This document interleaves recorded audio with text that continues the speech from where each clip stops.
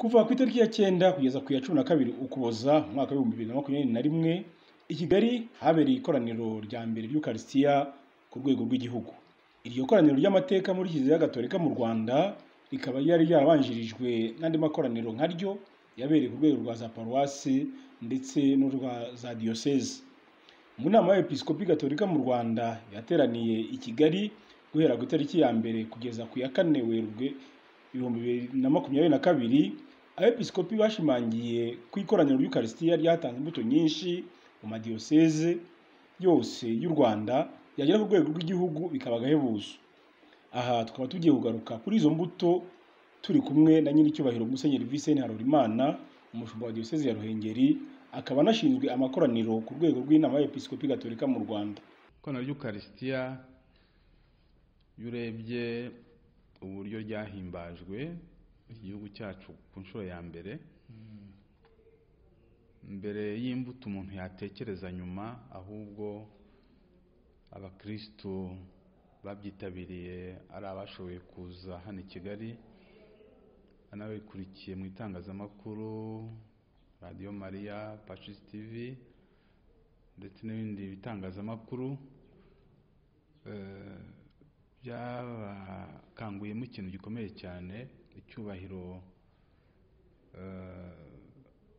tugomba guha Yezu uri mu isakamento ry'Ukaristiya.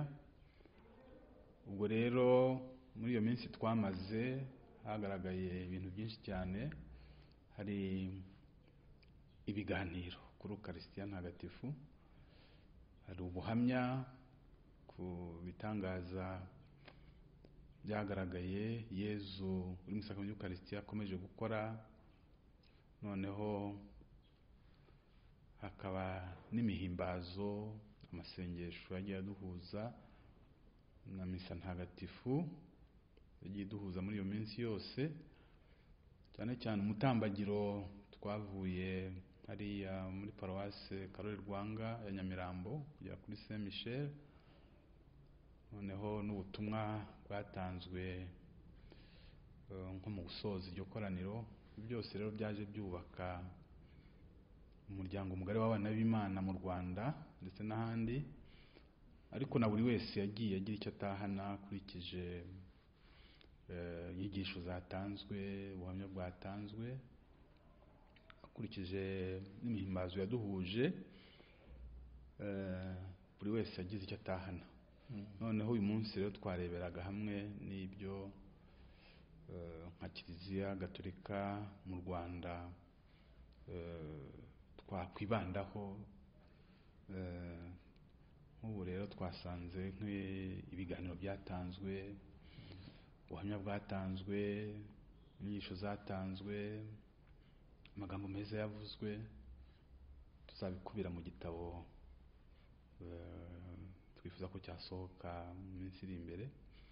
Icyo gitabo rero kigatuma wese umuntu ushaka no kuvoma kuri iyo soko aho yaba ari hose cyamugeraho. Hari n'ibindi rero duteganya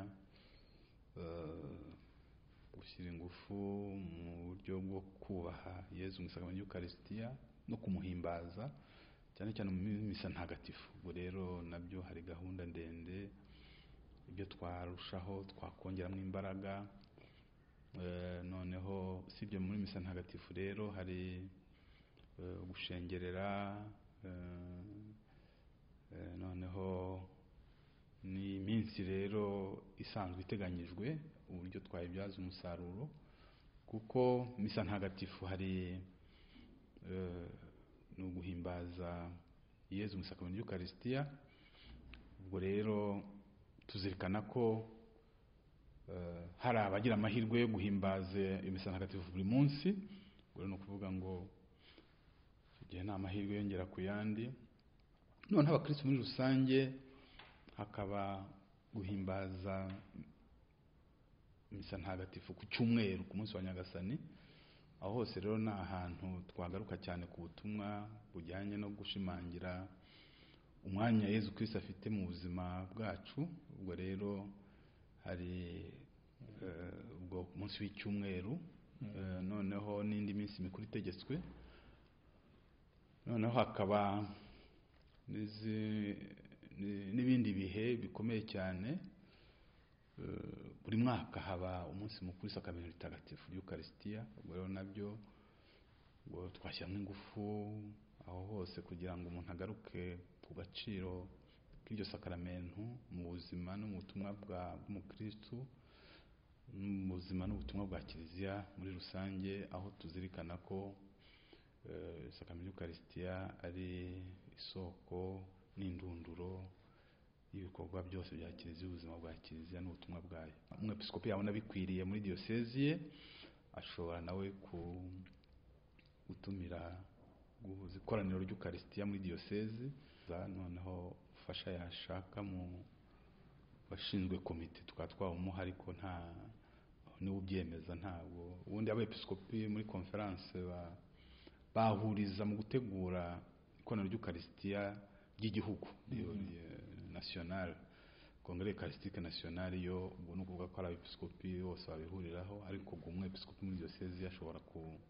abona bikwiye, ashobora gutegura ikoraniro ry'Eucharistia. Ari mwari mukomoje ku gitabo gizaba gikusanyirijemo ziriya mbuto z'ihuriro ry'Eucharistia.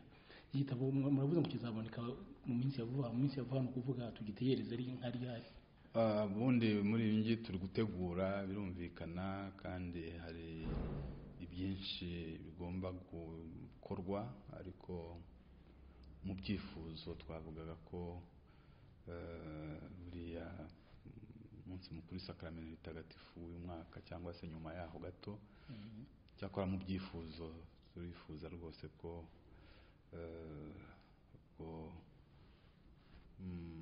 ku munsi w'isakramento ritagatifu ry'Eucharistia cyangwa se nyuma yaho turamutse twagize ibidutinza, ariko niho tubiteganya. Ubwo rero turumva tugomba gukora cyane kugira ngo icyo gitabo kizashobore kuboneka no gushaka uburyo bw'uburyo cyasohoka.